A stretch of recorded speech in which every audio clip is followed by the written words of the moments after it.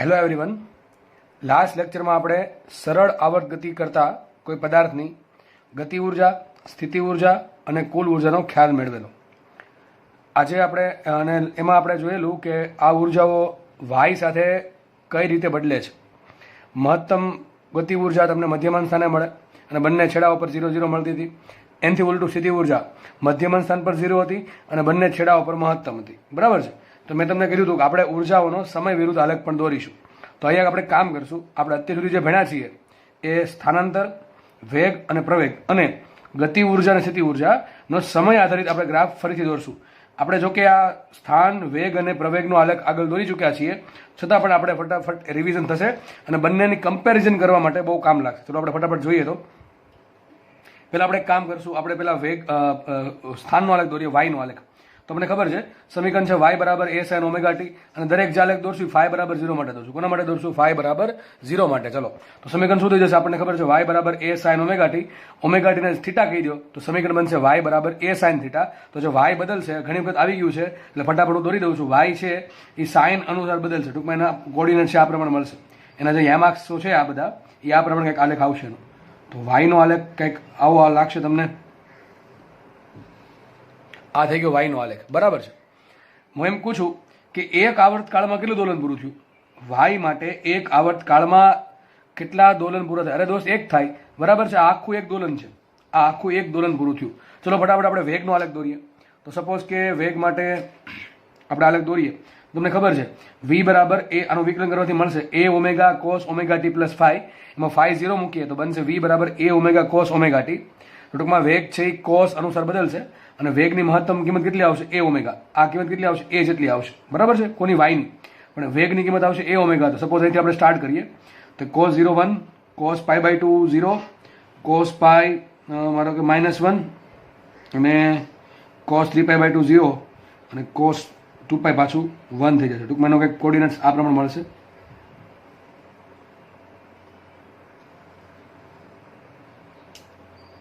બરાબર. આ થઈ ગયો. આ કોનો આલેખ થઈ ગયો? આ વેગનો આલેખ થઈ ગયો. આ વેલોસિટીનો આલેખ છે.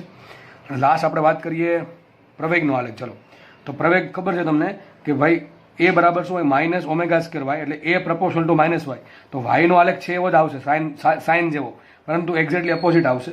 ટૂંકમાં આવો કંઈક આલેખ આવશે. અને આની કિંમત કેટલી હશે? વેગની મહત્તમ કિંમત હોય a ઓમેગા. કેટલી હોય? a omega. અને પ્રવેગની કેટલી હશે? અહીંયા હશે માઇનસ a ઓમેગા સ્ક્વેર. થોડુંક હજુ ઉપર થોડુંક લઈ લઈએ સમજવા માટે.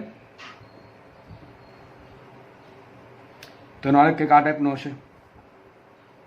અહીંયા 0 હશે, પછી અહીંયા મહત્તમ થશે, અહીંયા પાછું 0 થઈ જશે, અહીંયા પાછું મહત્તમ થશે પ્રવેગ, અહીંયા 0 થઈ જશે. તો ટૂંકમાં તમને કંઈક આવો આલેખ મળશે.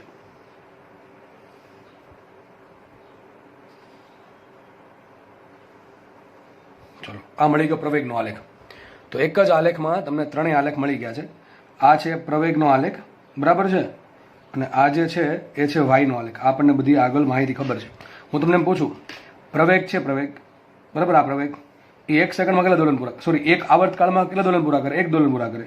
આ એક આખું વક્ર, આ જે તરંગ છે એ તરંગ અહીંથી સ્ટાર્ટ થયું, ફરી પાછું જો ત્યાંથી સ્ટાર્ટ થશે, અહીંથી ફરીથી પાછું કેવું આવશે? આ રીતે આવશે. ટૂંકમાં પ્રવેગ છે, વેગ છે. જો વેગનો પણ એવું જ છે કંઈક. વેગ અહીંયા પૂરો થયો, અહીંયા પૂરો થયો, ફરીથી પાછો જેવો જ આલેખ આવશે. ટૂંકમાં વેગ છે, પ્રવેગ છે કે વાય છે એ એક આવર્તકાળના સમયમાં એક દોલન પૂર્ણ કરે. કેટલું દોલન પૂર્ણ કરે છે? એક દોલન પૂર્ણ કરે. ચલો આપણે ફટાફટ હવે મારે ગતિ ઉર્જા, સ્થિતિ ઉર્જાનો આલેખ દોરવાનો છે. જો કુલ ઉર્જાનો આલેખ કેવો આવે? સીધો જ આવે.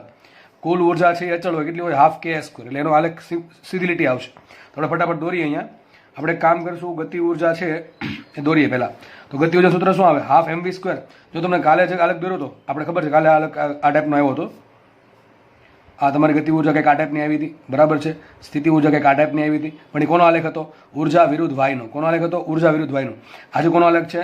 ઉર્જાઓ વિરુદ્ધ સમયનો આલેખ છે. કોનો આલેખ છે? સમયનો. એટલે બે આલેખ અલગ અલગ આવશે, સરખા નહીં આવે. બરાબર. આપણે આગળ વધીએ તો ગતિ ઉર્જાનું મારે સમીકરણ જોઈએ કોના આધારિત? સમય આધારિત. ચલો ગતિ ઉર્જા હોય શું? Half mv square. તો ગતિ ઉર્જા બરાબર હાફ m ઇન્ટુ v શું મૂકશું? v કેટલા હોય? a omega cos omega t. એનો વર્ક કરો તો શું આવશે? Half m. હાફ m ને આવી ગયું. બરાબર છે. અને v બરાબર શું આવશે? s square. m રહી ગયું છે, અહીંયા m રહી ગયું છે, લખવું પડશે.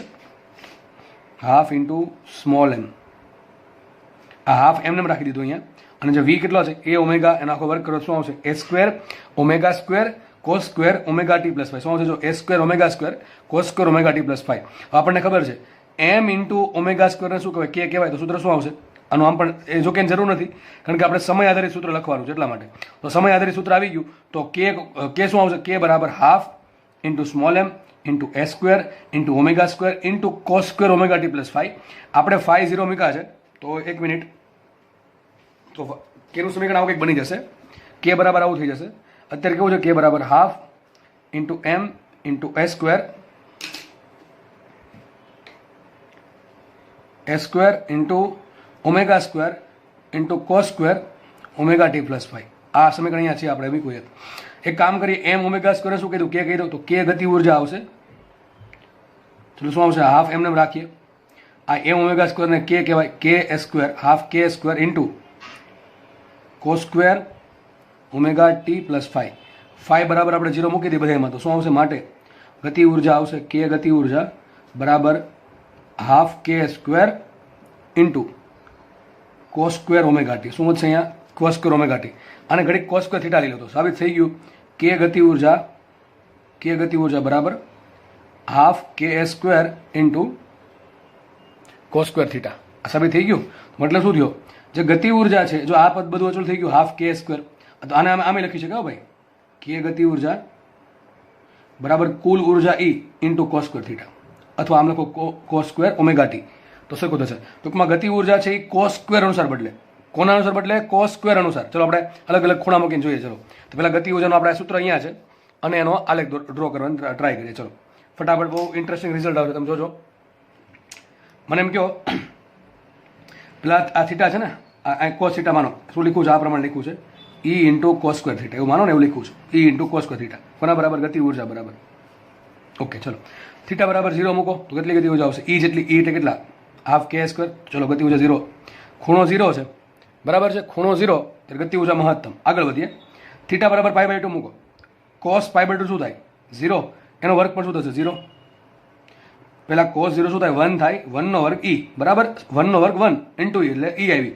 પછી કોસ આપણે થીટા કેટલા મૂકા? π/2 મૂકા.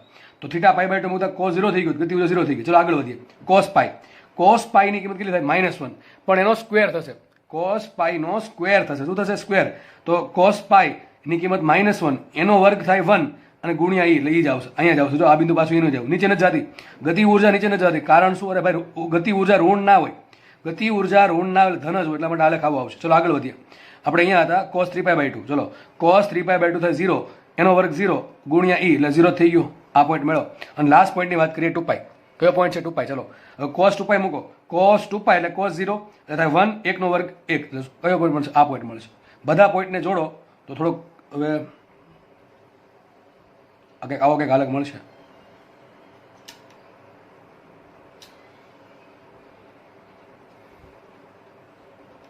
આલેખ મેળવો. તમને કોનો આલેખ મેળવવા? ગતિ ઉર્જાનો આલેખ મેળવો. શું ગતિ ઉર્જા ઋણ છે? ના. એક પ્રશ્નનો આન્સર આપો.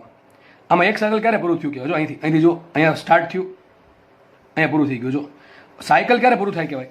જ્યારે જેવો શેપ છે એ શેપ રિપીટ થાય ત્યારે. જો આ શેપ છે, આખો આ ટાઈપનો શેપ છે, આ રિપીટ ક્યાંથી થશે? અહીંથી થશે. અહીંથી પાછું નવું સાયકલ આવશે. ટૂંકમાં અહીંયા સાયકલ પૂરું થયું કહેવાય વાયનું. ચલો વેગનું સાયકલ ક્યારે પૂરું થયું કહેવાય? જો આનો શેપ આ ટાઈપનો છે, તો અહીંથી પાછો નવો શેપ આવો, આની જેવો સ્ટાર્ટ થશે. તો અહીંયા વાયનું એક તરંગ પૂરું થયું કહેવાય, અથવા એક સાયકલ પૂરું થયું કહેવાય. ચલો પ્રવેગ માટે પણ સેમ વસ્તુ.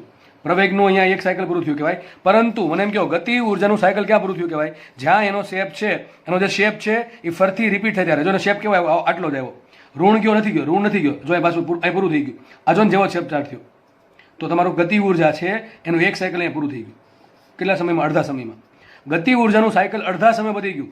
વેગનું, પ્રવેગનું અને વાયનું સાયકલ કેપિટલ T સમયમાં, એટલે આવર્તકાળમાં એક સાયકલ પૂરું થાય છે. જ્યારે ગતિ ઉર્જાનું અડધા આવર્તકાળમાં એક સાયકલ પૂરું થાય. મતલબ કે એના એક આવર્તકાળમાં 2 સાયકલ પૂરા કરે છે. આ એક આવર્તકાળ જેટલા સમયમાં એક સાયકલ પૂરું કરે. ગતિ ઉર્જા છે એ એક આવર્તકાળ જેટલા સમયમાં 2 સાયકલ પૂરા કરે. મતલબ કે એની ફ્રીક્વન્સી ડબલ છે. આના કરતાં આની ફ્રીક્વન્સી એટલે કે આવૃત્તિ એટલે સંખ્યા, બરાબર છે? સંખ્યા. તો અહીંયા કેટલા દોલન પૂરા થાય? 1 દોલન પૂરું થયું. અહીંયા 2 દોલન પૂરા થાય. ટૂંકમાં આવૃત્તિ ડબલ છે. અહીંયા જો આવૃત્તિ F હોય, કોની આવૃત્તિ? વેગની, પ્રવેગની કે વાયની? વેગની, પ્રવેગની કે વાયની આવૃત્તિ જો અહીંયા F હોય તો ગતિ ઉર્જાની આવૃત્તિ 2f આવશે, ડબલ આવૃત્તિ આવશે. કેમ? મેં તમને સમજાવું. બરાબર, એક જ દોલન પૂરું થાય છે, જ્યારે બે દોલન પૂરા થાય છે. બરાબર, ચલો આપણે ફટાફટ સ્થિતિ ઉર્જાનો આલેખ દોરીએ. તો સ્થિતિ ઉર્જા સૂત્ર શું આવે? સ્થિતિ ઉર્જા સૂત્ર બોલો છો ફટાફટ, ચલો ચલો લખીએ આપણે, તારવીએ. તો સ્થિતિ ઉર્જા બહુ ઇઝી છે આ તો. આના કરતા યુ બરાબર શું હોય? Half k y square, simple half k y square. ચલો વાય શું હોય? હાફ વાય શું હોય? એ સાઇન ઓમેગા ટી, એનો સ્ક્વેર કરો તો a square sine square omega t plus 5. આ સૂત્ર કોણ આવી ગયું? સ્થિતિ ઉર્જા. ચલો 5 0 મૂકી દઈએ તો યુ બરાબર શું આવશે? Half k a square into sine square omega t, એને ઘડીક શું કીધું? Sine theta. તો શું આવશે સૂત્ર? સૂત્ર આવશે યુ બરાબર યુ સ્થિતિ ઉર્જા બરાબર શું આવશે? ઈ ઇન્ટુ સાઇન સ્ક્વેર થીટા. જો અહીંયા આને ઈ કહેવાય ને, હાફ કે સ્ક્વેર, તો શું આવશે? ઈ ઇન્ટુ સાઇન સ્ક્વેર થીટા. જો તો ગતિ ઉર્જા છે એ કોસ સ્ક્વેર અનુસાર બદલી દીધી, તો સ્થિતિ ઉર્જા છે એ સાઇન સ્ક્વેર અનુસાર બદલી દીધી. ચલો દોરી આપણે આલેખ, એનો આલેખ ડ્રો કરીએ. જુઓ તો કેવો આલેખ આવશે? તો સ્થિતિ ઉર્જા છે એનો સાઇન અનુસાર આલેખ. ચલો સાઇન 0, તો કે 0 સાઇન 0 કેટલા થાય? 0 થાય ને. પછી ચલો આ ખૂણો કેટલો હોય? π/2. તો સાઇન π/2 થાય 1, એનો વર્ગ 1 જ થાય. કેટલી ઉર્જા આવશે? ઈ યુ થઈ જશે ઈ જેટલું. એમ ખબર પડી જાય. ગતિ ઉર્જા 0 થઈ ગઈ તો કે બરાબર ઈ થશે. આગળ વધીએ. ખૂણો એવો પાઈ, સાઇન પાઈ કેટલા હોય? 0, એનો વર્ગ પણ 0, એટલે ટૂંકમાં આ પોઈન્ટ મળશે. આગળ વાત કરીએ 3π/2. હવે સાઇન 3π/2 ની કિંમત કેટલી હોય? -1 હોય. કેટલી હોય? -1. પણ એનો પાછો સ્ક્વેર થશે. -1 નો સ્ક્વેર 1 જ થાય, ગુણ્યા ઈ, ટૂંકમાં પાછો તમને પોઈન્ટ મળશે. આ પોઈન્ટ મળશે. ફરીથી પાછો 2π, ધેટ મીન્સ સાઇન 2π 0, એનો વર્ગ પણ 0. તો ટૂંકમાં તમને આ પોઈન્ટ મળશે. બધાને જોડીએ તો કંઈક આલેખ આવો આવશે.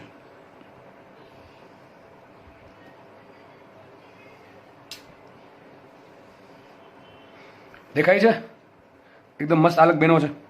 આ જે રેડમાં છે, આ રેડમાં છે એ યુનો આલેખ છે, અને જે બ્લુ આલેખ, બ્લુ કલરમાં દેખાય છે તમને, એ કોનો આલેખ છે? ગતિ ઉર્જા કેનો. જ્યાં ગતિ ઉર્જા મહત્તમ હશે ત્યાં ઓલવેઝ સ્થિતિ ઉર્જા 0 હશે. જ્યાં સ્થિતિ ઉર્જા મહત્તમ હોય ત્યાં ઓલવેઝ ગતિ ઉર્જા 0 હશે. જો હવે મને એમ કહો, સ્થિતિ ઉર્જા કેટલા સાયકલ પૂરા કરે છે? ટી જેટલા સમયમાં 2 પૂરા કરે. જો એક આવો શેપ, ફરતી પાછો એ જ શેપ. જો આવો શેપ આવ્યો હોત આ પ્રમાણે, આ નીચે ગયું હોત તો એક જ આ સાયકલ પૂરું થયું કહેવાય. પરંતુ આ તો બધું ઉપર ને ઉપર જ છે. અહીંયા કારણ શું? અરે ભાઈ, વેગ છે, પ્રવેગ છે ને વાય છે, એ ધને હોય ને ઋણે હોય, એટલા માટે એનું સાયકલ નીચે જાય છે. પરંતુ ગતિ ઉર્જા સ્થિતિ ઉર્જા ઋણ ના હોય, કારણ કે વર્ગ આવે ને. શું આવે? હાફ કે વાય સ્ક્વેર વર્ગ આવે છે. વર્ગ કોઈ દિવસ કોઈનો ઋણ થાય નહીં, સંકર સંખ્યા સિવાય. બરાબર, પણ સંકર સંખ્યા તો આપણે નથી. આપણે રિયલ વાત કરવાની છે, રિયલિસ્ટિકમાં. બરાબર છે. તો અહીંયા ગતિ ઉર્જા એક સાયકલમાં 2 રાઉન્ડ પૂરા કરે છે. સ્થિતિ ઉર્જા પણ એક સાયકલ, સોરી હું એક મિનિટ ફરીથી બોલું છું. ગતિ ઉર્જા છે એ એક આવર્તકાળ જેટલા સમયમાં 2 સાયકલ પૂરા કરે છે. સ્થિતિ ઉર્જા પણ એક આવર્તકાળ જેટલા સમયમાં 2 સાયકલ પૂરા કરે છે. જ્યારે પ્રવેગ, વેગ અને સ્થાનાંતર એક આવર્તકાળ જેટલા સમયમાં માત્ર એક જ સાયકલ પૂરું કરે છે. મતલબ એમ થયો, અહીંયા જો આવૃત્તિ f હશે તો અહીંયા બંનેની આવૃત્તિ 2f થાય. સમજ પડે કે ન પડે? એકદમ ઇઝી વાત છે. તમે જોઈને ખબર પડે, આલેખ જોઈને ખબર પડે. તો તમારે આલેખ પૂછાય છે. તમને પૂછાય કે ગતિ ઉર્જા અને સ્થિતિ ઉર્જાનો સમય આધારિત આલેખ શું આવે? તો આ રીતે આલેખ આવશે. બરાબર છે. ચલો એક આલેખ હજી દોરાઈ દઉં તમને. કોનો આલેખ આવશે હવે? શું લાગે કોનો આલેખ આવશે? એક બાકી રહી ગયો, કુલ ઉર્જાનો. ચલો, કુલ ઉર્જા સૂત્ર શું હોય? હાફ કે સ્ક્વેર. અહીંથી ખબર પડી જાય. કુલ ઉર્જા કોને કહેવાય? કે પ્લસ યુ ને. ચલો કરો બેન સરવાળો. કે પ્લસ યુ એટલે શું થશે? E cos square theta plus E sine square theta. E common આવી ગયા, બીજું શું? Cos square plus sine square. Cos square plus sine square શું કહેવાય? 1 કહેવાય. સાબિત થઈ ગયું છે પાછું. કે પ્લસ યુ બરાબર ઈ. બરાબર છે. ચલો આગળ વધીએ. તો કુલ ઉર્જા છે સૂત્ર શું આવે? હાફ કે સ્ક્વેર. એમાં કઈ સમય આવતો નથી. કે છે અચળ છે, એ અચળ છે, તો કેવો આલેખ આવશે? આ આલેખ આવશે. આ આલેખ તો પૂછાય. તો આ થઈ ગયો તમારા કેપિટલ ઈ નો આલેખ. તો તમને મેં 3 આલેખ દોરી દીધા. એક તો આ જે પેલા વેગ છે, પ્રવેગ છે ને સ્થાનાંતર છે, એનો સમય આધારિત આલેખ. બીજો ગતિ ઉર્જા, કુલ ઉર્જા અને સ્થિતિ ઉર્જાનો. કાલે આપણે ઉર્જા વિરુદ્ધ અંતરનો આલેખ જોયેલો, અહીં જે દોર્યો છે એવો. બરાબર, કુલ ઉર્જામાં આ પ્રમાણે જ આવત સીધી. અને આજે આપણે એનો સમય વિરુદ્ધ આલેખ જોયો. તો આજે એક બહુ મહત્વનું પરિણામ મળ્યું. આ પરિણામ આઈએમપી, બહુ આઈએમપી સૌ પહેલા વાંચી લઈએ પછી સમજાવું છું કે સ્થાનાંતર, વેગ અને પ્રવેગની આવૃત્તિ f હોય તો ગતિ ઉર્જા, સ્થિતિ ઉર્જાની આવૃત્તિ બમણી થાય, એટલે કેટલી થાય? 2f થાય. ટૂંકમાં સ્થાનાંતર, વેગ અને પ્રવેગ કરતા ગતિ ઉર્જા, સ્થિતિ ઉર્જાની આવૃત્તિ કેટલી હોય? ડબલ હોય છે. તો આની આવૃત્તિ f હોય તો અહીંયા આવૃત્તિ 2f હોય. આનાથી ઉલટું થશે. ભાઈ આવૃત્તિ છે એ તરંગ લંબાઈના વ્યસ્તમાં ચાલે. બરાબર છે. તો અહીંયા તરંગ લંબાઈ જો અહીંયા આવૃત્તિ f હોય તો અહીંયા આવૃત્તિ 2f થશે. અહીંયા તરંગ લંબાઈ લેમડા હોય તો તરંગ લંબાઈ λ/2 થશે. આવૃત્તિ ડબલ થાય પણ તરંગ લંબાઈ અડધી થાય. તો યાદ રાખજો, આ બહુ મહત્વનું પરિણામ છે. સ્થાનાંતર, વેગ અને પ્રવેગની આવૃત્તિ f હોય તો ગતિ ઉર્જા અને સ્થિતિ ઉર્જાની સમય આધારિત આવૃત્તિ જે છે એ બમણી થાય, ટૂંકમાં 2f થશે. સ્થાનાંતર, વેગ અને પ્રવેગની તરંગ લંબાઈ લેમડા હોય તો આવૃત્તિ ડબલ થાય તો તરંગ લંબાઈ અડધી થશે, ધેટ ઇઝ λ/2. તમને પ્રશ્ન પૂછે કે વેગની આવૃત્તિ 50 હર્ટ્ઝ હોય તો ગતિ ઉર્જાની આવૃત્તિ કેટલી? 100 હર્ટ્ઝ. તમને પ્રશ્ન પૂછે કે ભાઈ વેગની તરંગ લંબાઈ, ધારો કે આપણે લઈ લઈએ 1 mm હોય તો ગતિ વજન તરંગ લંબાઈ કેટલી? અડધો mm. જો ઉલટું થશે, અહીંયા આવૃત્તિ ડબલ થાય તો તરંગ લંબાઈ અડધી થશે. બરાબર? તો આ બહુ આઈએમપી વસ્તુ છે, પ્રશ્ન પૂછાય સીધી એક જ લીટીમાં ખબર પડી જાય, તમને આવડે નથી આવડતું. બરાબર? આ ટાઈપના પ્રશ્ન, કારણ કે તમે તુક્કો નહીં મારી શકો આમાં સીધો. બરાબર? કારણ કે ઓપ્શન જે ટાઈપના આવ્યા છે 50, 100, 25 ને 200. તો તમને ખબર હશે કે ભાઈ વેગની આવૃત્તિ f હોય તો ગતિ ઉર્જા અને સ્થિતિ ઉર્જાની આવૃત્તિ 2f થાય, અને વેગ પ્રવેગ કે સ્થાનાંતરની આવૃત્તિ લેમડા, તરંગ લંબાઈ લેમડા હોય તો સામે ગતિ ઉર્જા અને સ્થિતિ ઉર્જાની તરંગ લંબાઈ કેટલી થશે? અડધી, λ/2. તો આ ટોપિક અહીંયા પૂરો થાય છે. આપણે નેક્સ્ટ ટોપિક સ્પ્રિંગ પર આગળ વધીએ. ચલો, તો આપણે સ્પ્રિંગ સ્ટાર્ટ કરીએ. તમને જે ડાયાગ્રામ દેખાય છે એ ડાયાગ્રામ તમે ચેપ્ટર નંબર 6 કાર્ય ઉર્જા પાવરમાં સમજાવેલો છે, છતાં પણ ફટાફટ રિવિઝન કરી લઈએ. બરાબર? ચલો, તો આપણે આથી સ્ટાર્ટ કરેલું. માનો કે એક સ્પ્રિંગ છે, એના નીચે કોઈ પણ વજન લટકાવેલું છે નહીં, કોઈ પણ દળ લટકાવેલું છે નહીં, તેનો કંઈ મતલબ નથી. હવે આપણે સ્પ્રિંગ ધરો કે પેલા અહીંયા સ્પ્રિંગનો છેડો અહીંયા છે. બરાબર છે? હવે માનો કે સ્પ્રિંગને છેડે દળ લટકાવીએ તો દળ શું ટ્રાય કરશે? mg બળના કારણે સ્પ્રિંગને નીચે ખેંચશે. તો સ્પ્રિંગ પેલા એકદમ સંકોચિત અવસ્થામાં હતી, એકદમ પોતાની મૂળ અવસ્થામાં હતી, એમાંથી થોડીક ખેંચાયેલી આવશે. ધારો કે સ્પ્રિંગની લંબાઈ x0 વધી. કેટલી વધી? x × x0. કેટલી વધે છે? x0. બરાબર છે? તો સ્પ્રિંગની લંબાઈમાં x0 વધારો થયો. કોના કારણે વધારો થયો? mg ના કારણે. હવે સ્પ્રિંગ આપણને ખબર છે, જેટલી સ્પ્રિંગને તમે ખેંચશો એમ સ્પ્રિંગમાં સામે વિરુદ્ધ એક બળ, પુનઃસ્થાપક બળ લાગતું હોય છે. તો જેટલું તમે બહારથી ખેંચશો એટલું સ્પ્રિંગ વિરુદ્ધ દિશામાં બળ લગાડશે, એને કહેવાય સ્પ્રિંગનું પુનઃસ્થાપક બળ. એની કિંમત કેટલી હોય? k × x. કેટલી હોય? kx. હવે અહીંયા સ્પ્રિંગને આપણે કેટલી ખેંચી? x0 ખેંચી તો સ્પ્રિંગના પુનઃસ્થાપક બળ કેટલું આવશે? kx0. દિશા કઈ હોય એની? જે બાહ્ય બળ લગાડ્યું એની વિરુદ્ધ દિશામાં બાહ્ય બળ કયું છે? mg. તો એની વિરુદ્ધ દિશામાં કયું બળ લાગશે? k × x0. બે કેવા થાય? સરખા થાય. એટલા માટે આ દળ છે અહીંયા સ્થિર થઈ જશે. ટૂંકમાં બધા શું થઈ જશે? સ્થિર થઈ જશે. તો અહીંયા નીચે બળ લાગે છે mg, ઉપર લાગે છે બળ kx0. બેન સરખાવીએ તો mg = kx0. તો તમને રકમમાં એમ કીધું હોય કે એકદમ ખુલ્લી સ્પ્રિંગ ના છેડે દળ લટકાવતા, ધારો કે એમ કીધું 2 કિલોગ્રામ દળ લટકાવતા સ્પ્રિંગની લંબાઈ ધારો કે 2 સેન્ટીમીટર વધે છે, તો સ્પ્રિંગનો બળ અચળાંક શોધો. તો ત્યારે આખી વસ્તુ કામ લાગે. તો નીચે બળ લાગે mg, ઉપર બળ લાગે kx0. બેન સરખાવ તો k મળે કે ન મળે? ચલો, k કેટલા આવશે? mg/x0. તમને m આપી દેશે ને x0 આપી દેશે. શું મળશે? k મળે કે ન મળે? આરામથી k મળશે. દાખલા યાદ રાખજો, એક સ્ટેપ આગળ પૂછશે આ રીતે. ઘણા દાખલામાં શું કરશે? તમને ડાયરેક્ટલી k આપી દેશે, અને ઘણા દાખલામાં આ રીતે કહેશે કે એકદમ ખુલ્લી સ્પ્રિંગ છે, એના નીચે છેડા પર દળ લટકાવતા સ્પ્રિંગ છે, એની લંબાઈ ફલાણી સેન્ટીમીટર વધી, ધારો કે 2 સેન્ટીમીટર, કોઈ પણ તમને લંબાઈ આપી દીધી, દળ આપશે ને લંબાઈ આપશે, તો સ્પ્રિંગનો બળ અચળાંક કેટલો? આ મળશે. અને આ જે બળ અચળાંક છે એનો ઉપયોગ આપણે આગળ કરવો પડશે. ચલો, કઈ રીતે? હવે એક કામ કરીએ. હવે આપણા માટે પહેલી સ્થિતિ છે, આપણા માટે ફર્સ્ટ સ્થિતિ આ છે, આ આપણા માટે 0મી સ્થિતિ છે. બરાબર છે? આપણે હકીકત આ સ્થિતિથી દાખલા કરતા નથી, આપણે અહીંથી દાખલો કરવાનું સ્ટાર્ટ કરીએ. બરાબર? અહીંથી આ રીતે કે ભાઈ ચલો, જે દળ છે એ અહીંયા સ્થિર થઈ ગયું. હવે દળને હું ખેંચું છું. કેટલા બળથી ખેંચું? નીચે લખ્યું છે દળ છે અહીંયા હતું. હવે એને મેં કેપિટલ F જેટલા બળથી નીચે તરફ ખેંચું તો સ્પ્રિંગ કેટલી વધશે? x વધશે. માપવાનું ક્યાં? x થી. અહીંથી માપવાનું, અહીંથી નહીં માપવાનું. x માપવાનું અહીંથી. ભાઈ આ જે ગ્રીન લાઈન દેખાય છે, આપણે હંમેશા x ને અહીંથી માપશું. ટૂંકમાં દળ લટકાવ્યા પછી સ્પ્રિંગ જ્યાં સ્થિર થાય, ધેટ ઇઝ આ પોઝિશન, ત્યાંથી આપણે બાહ્ય બળ બીજું લગાડીએ, એનું અંતર x અહીંથી માપવાનું, અહીંથી નહીં માપવાનું. આગળ થઈ જશે x + x0 થઈ જશે. એ માપવાનું નથી, આપણે અહીંથી માપવાનું. આ મૂળ અવસ્થા છે. બરાબર? આ 0મી અવસ્થા, પહેલી અવસ્થા. આપણે પહેલી અવસ્થાથી હંમેશા ગણતરી કરવાની. તો ચલો, પેલા દળ અહીંયા હતું, આપણે એને કેપિટલ F બળથી ખેંચું. બરાબર છે? તો દળ ક્યાં આવશે? નીચે આવશે. કેટલું દળ નીચે આવ્યું? અહીંથી x જેટલું નીચે આવ્યું. હવે સ્પ્રિંગ શું કરશે? સ્પ્રિંગ તમને સામેથી વિરોધ કરશે. તો તમે જે દિશામાં બળ લગાડો છો એની વિરુદ્ધ દિશામાં સ્પ્રિંગમાં શું ઉત્પન્ન થશે? પુનઃસ્થાપક બળ ઉત્પન્ન થશે. ચલો, સ્પ્રિંગ કેટલી ખેંચાણી? x જેટલી. તો કેટલું બળ ઉત્પન્ન થશે એમાં? k × x. કેટલું ઉત્પન્ન થશે? k × x. તો ચલો, નીચે બેન સરખાઈ દઈએ. બરાબર છે? તો શું આવશે? F = F બાહ્ય. કેટલું? F બાહ્ય બરાબર શું થશે? kx થશે. અને પુનઃસ્થાપક બળ શું લાગશે? -kx. આ માઇનસ શું બતાવે છે? ઉપર તરફ, ટૂંકમાં બાહ્ય બળની વિરુદ્ધ દિશામાં લાગે એમ બતાવે. આટલી ખબર પડી ગઈ? આપણે આ બધી વસ્તુ ભણેલી છે દોસ્ત. બરાબર? ચલો, આનાથી બીજી કન્ડિશન આવી પણ આવી શકે કે આ જે દળ છે એને ખેંચવાના બદલે તમે દબાવો છો એને. તો ધારો કે આપણે જે દળ છે એને કેપિટલ F જેટલા બળથી ઉપર તરફ દબાવીએ છીએ, તો F ક્યાં આવશે? ઉપર તરફ. તો kx ક્યાં આવશે? નીચે તરફ આવશે. આ kx શું છે? આ છે પુનઃસ્થાપક બળ. આપણે અહીંયા શું હતું? પુનઃસ્થાપક બળ. અહીંયા F નીચે લાગ્યું તો પુનઃસ્થાપક બળ ઉપર છે. અહીંયા F છે એ ઉપર તરફ લાગે છે તો પુનઃસ્થાપક બળ નીચે તરફ લાગશે. ક્યાં લાગશે? નીચે તરફ. ચલો, ખબર પડી ગઈ? તો બેન સરખાઈ દો. શું થશે? F = kx. તો અહીં બાહ્ય બળ કેટલું હશે? kx જેટલું. અને પુનઃસ્થાપક બળ હશે હંમેશા -kx જેટલું. આ માઇનસ શું બતાવે છે? કે તમે જે દિશામાં એને x આપો છો એની વિરુદ્ધ દિશામાં પુનઃસ્થાપક બળ હોય. જેમ કે અહીંયા x ક્યાં આપ્યું? ઉપર તરફ આપ્યું. x ક્યાં આપ્યું? અહીંથી ઉપર તરફ આપ્યું, તો પુનઃસ્થાપક બળ નીચે હશે. અહીંયા x ક્યાં લઈ ગયા? નીચે લઈ ગયા, તો પુનઃસ્થાપક બળ હંમેશા ઉપર હશે. ટૂંકમાં પુનઃસ્થાપક બળ F પુનઃસ્થાપક is always proportional to -x અથવા -y. જો કે અહીંયા y લખવું પડે, એટલે કે આપણે દિશા કઈ છે? y દિશા છે, પણ ચાલશે. ચલો, બરાબર. હવે એક જરૂરી વાત, આ બધી આપણને ખબર હતી ઓલરેડી. હવે આપણે આમાં આ ચેપ્ટરમાં શું શીખવાનું છે? એ આ શીખવાનું છે. આપણે આ ચેપ્ટરમાં આ શીખવાનું છે. ચલો જોઈ લઈએ શું કહે છે. જો સ્પ્રિંગનો બળ અચળાંક આ એ છે ને, આમ તો આની પછી 5 આગળ એમ લગાડ દો ને તો ઓછા છે. મોસ્ટ આઈએમપી બરાબર છે. દર વર્ષે કંઈક નો કંઈક દાખલો આમાંથી જોવા મળે છે, જીમાં પેપરમાં તો ખાસ. બરાબર, ચલો જોઈ લઈએ. તો બહુ આઈએમપી વસ્તુ છે ને એકદમ ઇઝી વસ્તુ છે. ચલો જો શું કહે છે. સ્પ્રિંગનો બળ અચળાંક એટલે કઈ કોની વાત કરે? કે ની વાત કરે. સ્પ્રિંગનો બળ અચળાંક જે કે છે એ શું છે? એ સ્પ્રિંગનો બળ અચળાંક કે એ સ્પ્રિંગની લંબાઈના વ્યસ્ત પ્રમાણમાં હોય છે. એકદમ ગોલ્ડન સ્ટેટમેન્ટ છે દાખલા ગણવા માટે. બરાબર છે, એકદમ બહુ આઈએમપી સ્ટેટમેન્ટ એમ કહી શકો કે સ્પ્રિંગનો બળ અચળાંક કે એ સ્પ્રિંગની લંબાઈના વ્યસ્ત પ્રમાણમાં હોય છે. માટે સાબિત શું થયું? કે પ્રપોર્શનલ ટુ 1/L. ટૂંકમાં જેટલી સ્પ્રિંગ નાની એટલો બળ અચળાંક મોટો, જેટલી સ્પ્રિંગ મોટી એટલો બળ અચળાંક નાનો. બળ અચળાંક એટલે શું થાય કે તમારે સ્પ્રિંગને 1 મીટર ખેંચવી હોય તો કેટલું બળ આપવું પડે? તમે વિચારો, એક તમે નાની સ્પ્રિંગ લેજો ને બહુ મોટી સ્પ્રિંગ લેજો. બરાબર, એક આવી સ્પ્રિંગ લેજો અને એને એ જ મટીરિયલની એવી જ બહુ મોટી સ્પ્રિંગ લેજો. કોને આમ ખેંચવી ઇઝી કોને પડે? એક બહુ નાની સ્પ્રિંગ છે અને એની જેવી સેમ ટુ સેમ એટલા જ એવા જ આટા ધરાવતી એક બીજી મોટી સ્પ્રિંગ છે, લંબાઈ વધારે છે, તો કોને ખેંચવી વધારે કઠિન પડે? નાની સ્પ્રિંગને. સીધી વાત છે. નાની સ્પ્રિંગને તમે ખેંચવા માટે બહુ બળ આપવું પડશે, જ્યારે જે મોટી સ્પ્રિંગ છે આરામથી ખેંચાઈ જશે. ટૂંકમાં એનું કારણ શું?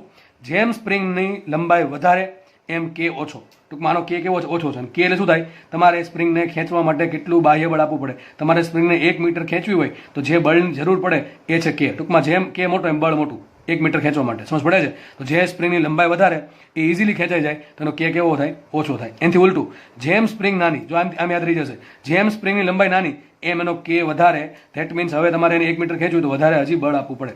સમજ પડે છે? તો આ બહુ આઈએમપી સ્ટેટમેન્ટ છે કે સ્પ્રિંગ માટે બળ અચળાંક અને લંબાઈ કેવા વ્યસ્ત પ્રમાણ હોય. એક કામ કરીએ, આ એલ ને અહીંયા લઈ લો તો શું થઈ જશે? કેલ. તો આ બાજુ શું વધશે? 1 વધશે. દેટ ઇઝ અચળ. તો યાદ રાખજો, તમે આમ યાદ રાખી શકો છો, બે રીતે યાદ રાખી શકો છો. આ પ્રમાણે કે કે પ્રપોર્શનલ ટુ 1/L હોય. એક તો આ યાદ રાખી શકો અથવા સિમ્પલ આ યાદ રાખજો, કેલ બરાબર અચળ. શું થાય? સ્પ્રિંગ માટે હંમેશા યાદ રાખજો, બહુ આઈએમપી સ્ટેટમેન્ટ. સ્પ્રિંગ માટે હંમેશા તેનો બળ અચળાંક અને સ્પ્રિંગની લંબાઈ નો ગુણાકાર હંમેશા અચળ રહે છે. સ્પ્રિંગ માટે હંમેશા તેના બળ અચળાંક અને તેની લંબાઈનો ગુણોત્તર અચળ રહે છે, અથવા કે પ્રપોર્શનલ ટુ 1/L. બે એક જ વાત થઈ, પણ આ યાદ રાખજો કે દાખલા ગણવા માટે આ ઇઝી પડશે, આના કરતાં ઇઝી પડશે.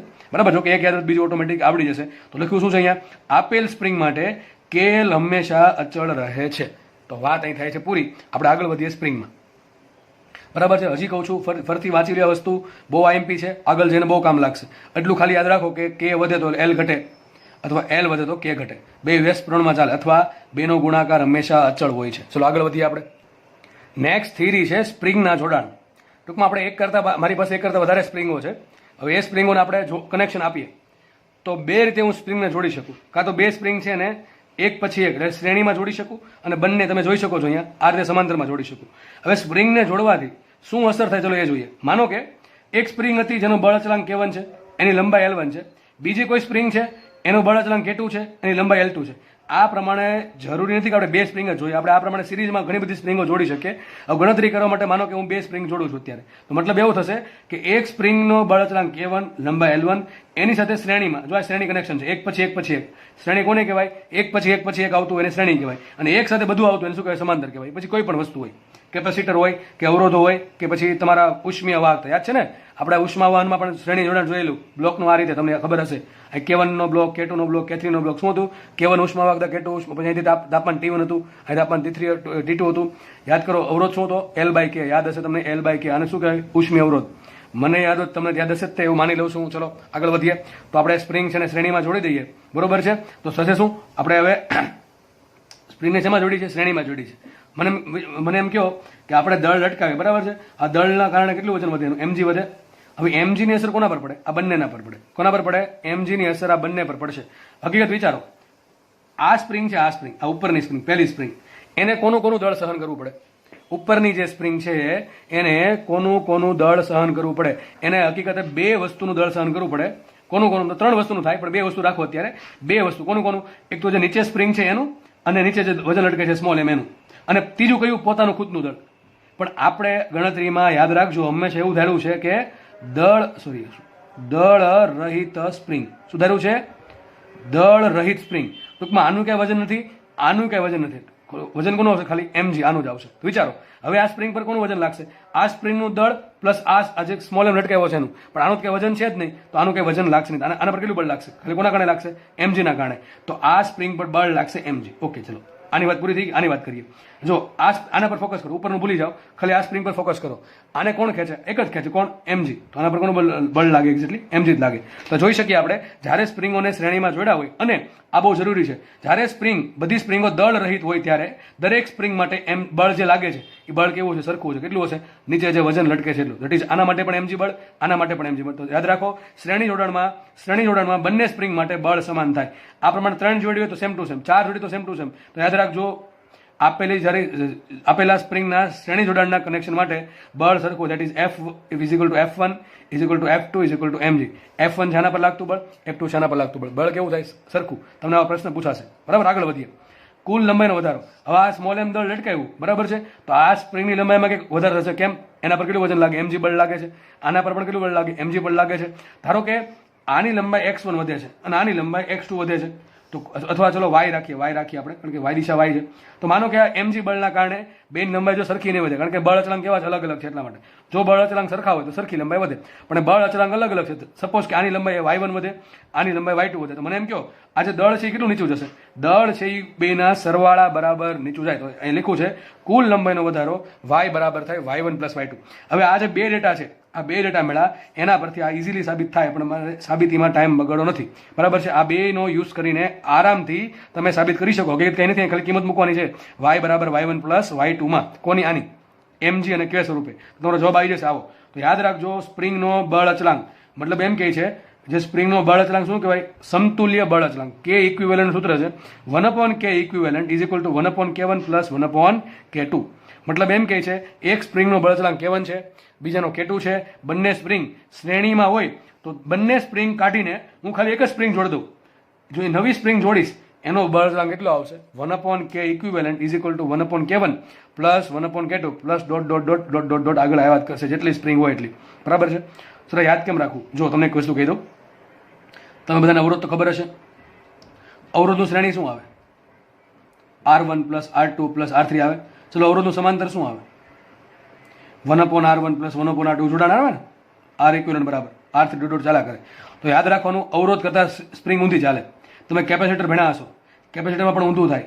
કેપેસિટરનું સમાંતર શું થાય? C1 + C2. પણ કેપેસિટરનું શ્રેણી શું થાય? 1/C1 + 1/C2 ... આગળ ચાલ્યા કરશે. તો કેપેસિટર ને સ્પ્રિંગ બંને અવરોધની વિરુદ્ધમાં ચાલે. યાદ રાખજો, શું લખ્યું છે મેં? અવરોધની વિરુદ્ધમાં હાલે. સૂત્ર ટૂંકમાં બદલાઈ નાખવાના. કોના? કેપેસિટરના અને પ્લસ કોના? સ્પ્રિંગના. ટૂંકમાં અવરોધમાં શ્રેણી સૂત્ર શું આવે? R1 + R2 + R3. સમાંતરનું સૂત્ર શું આવે? 1/R1 + 1/R2 એ રીતે આવે. કેપેસિટરમાં સમાંતરનું સૂત્ર શું આવશે? C1 + C2 + C3. કેપેસિટરમાં શ્રેણીનું સૂત્ર શું આવે? 1/C1 1/C2 1/C3 એ પ્રમાણે. ટૂંકમાં અવરોધ કરતા ઊંધું.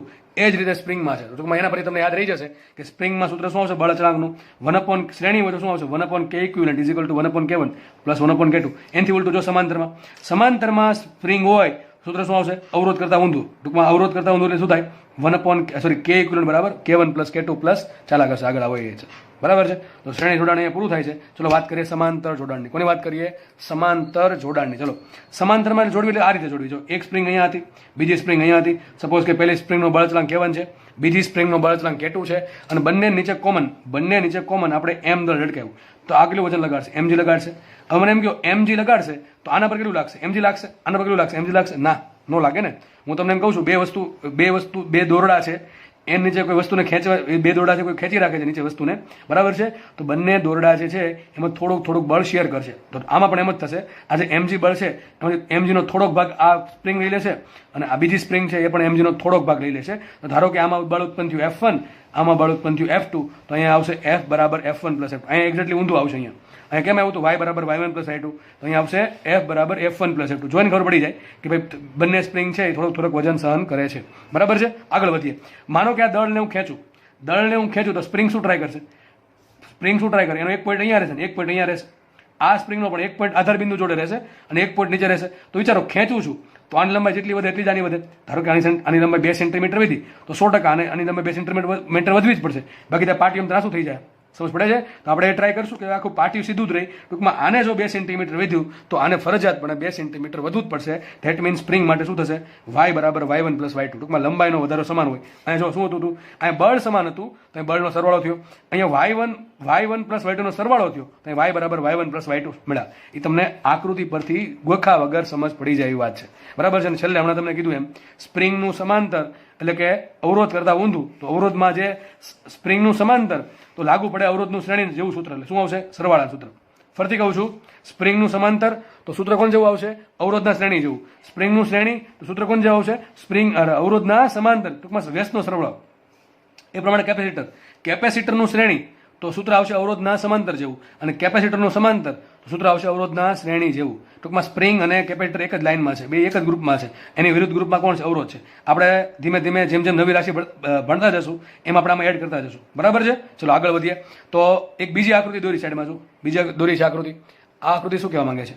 તમને આકૃતિ આ સ્વરૂપે આપે કે આ સ્વરૂપે આપે, બંને સમાંતર જોડાણ છે. શું છે? સમાંતર જોડાણ. કઈ રીતે ખબર પડે છે? એક કામ કરીએ, જુઓ.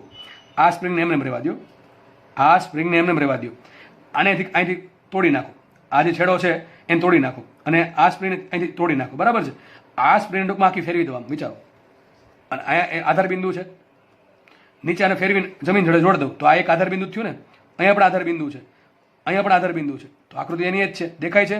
ફરીથી કહો, થોડું ઇમેજિન કરો, કલ્પના કરો થોડીક આ રીતે કે આ સ્પ્રિંગ આપણે એમને રહેવા દઈએ અથવા એને વચ્ચે લઈ લીધી આ સ્પ્રિંગને. ટૂંકમાં આ રીતે હવે આ સ્પ્રિંગનો આ છેડો ખોલી આપણે ક્યાં જવા દે? નીચે જવા દે. નીચે બાજુ જોડવાનું છે. જો નીચે જોડવાનું છે, ખુલ્લી સ્પ્રિંગ નથી આ. અંતર ક્યાં રહી જશે? વચ્ચે રિજેક્ટ ન રહી જાય. ટૂંકમાં આકૃતિ આમ આપે કે આમ આપે, તમને એક્ઝામમાં આ આકૃતિ વધારે આપશે અને છોકરાઓને ખબર જ ન હોય કે સમાંતર જોડાણની આકૃતિ છે. એને શું લાગે? આ બધી જો લાઈનમાં દાગ છે બધું શું કહું કે દાબડી દે સૂત્ર કોના? શ્રેણીના. આખો દાખલો ખોટો. શ્રેણીમાં દળ નીચે હોય, જો દેખાય છે, અને આધાર બિંદુ એક જ છે. દળ હવામાં લટકે છે. અહીંયા દળ હવામાં નથી લટકતું. જો એક સ્પ્રિંગનું આધાર બિંદુ અહીંયા છે, એક સ્પ્રિંગનું આધાર બિંદુ અહીંયા છે, અને દળ વચ્ચે લટકે છે. તો સમાંતર થશે, તો શ્રેણી નહીં થાય. શ્રેણીમાં એક્ઝેક્ટલી ઓપોઝિટ છે. એક જ આધાર બિંદુ છે અને દળ સૌથી નીચે છે અને એકદમ હવામાં લટકે છે. અહીં દળ હવામાં લટકતું નથી, બે સ્પ્રિંગની વચ્ચે છે. તો આ આકૃતિ આમ દોરો કે આકૃતિ આમ દોરો, બંને થશે સમાંતર જોડાણ. ખાસ યાદ રાખવું. હજી કહું છું. બરાબર છે? અહીંથી એક છેડો તોડી અને નીચે જવા દો, આખું આમ થઈ જશે ટૂંકમાં. અને એ છેડો પર ક્યાં જોડી દેવાનો? જમીન સાથે જોડવાનો જરૂરી છે. આ સ્પ્રિંગનો છેડો ખુલ્લો હોય નહીં, બાકીનો મતલબ જ નથી. બરાબર છે? ચલો આગળ વધીએ આપણે. તો સ્પ્રિંગના શ્રેણી જોડાણ, સમાંતર જોડાણના સૂત્ર આરામથી યાદ રહેવા છે. આ થિયરી ઘણી આઈએમપી છે. સર તમને લાગશે કે સર તમે બધું આઈએમપી કહો છો, પણ જેટલું ભાઈ આઈએમપી છે આઈએમપી છે જ. એમાં હવે હું કાંઈ ના કરી શકું, તમે કાંઈ ના કરી શકો. બરાબર છે? પણ બધી વસ્તુ ઇઝી છે. આપણે આમ આગળ ભણાવવું એવું લાગે છે એટલા માટે ઇઝી રહેશે. બરાબર? તો ખાસ યાદ રાખો, બળ આમાં સરખું થશે, આમાં લંબાઈનો સરવાળો થશે અને સૂત્ર આવશે આમાં વ્યસ્તનો સરવાળો. શ્રેણી એટલે કે વ્યસ્તનો સરવાળો. આમાં બળ શેરિંગ કરશે, દરેક સ્પ્રિંગ લંબાઈ સરખી વધશે અને આમાં થશે કે ઇક્વિવેલન્ટ, બરાબર, ડાયરેક્ટ સરવાળો. અને આકૃતિ આમ પણ આપે ને આમ પણ આપે. બરાબર છે? ચલો. અને શ્રેણીમાં તો આકૃતિ એક જ છે, આમાં પણ બે આકૃતિ છે. તો સ્પ્રિંગનું જોડાણ અહીંયા પૂરું થાય છે. આપણે નેક્સ્ટ આગળ વધીએ. ચલો આપણે સ્પ્રિંગમાં નવી થિયરી ભણીએ છીએ, ત્રીજી થિયરી. પહેલી થિયરી આપણે કઈ ભણ્યા હતા? સિમ્પલ પેલું આકૃતિવાળી, આ રીતે 4 આકૃતિવાળી. બરાબર છે?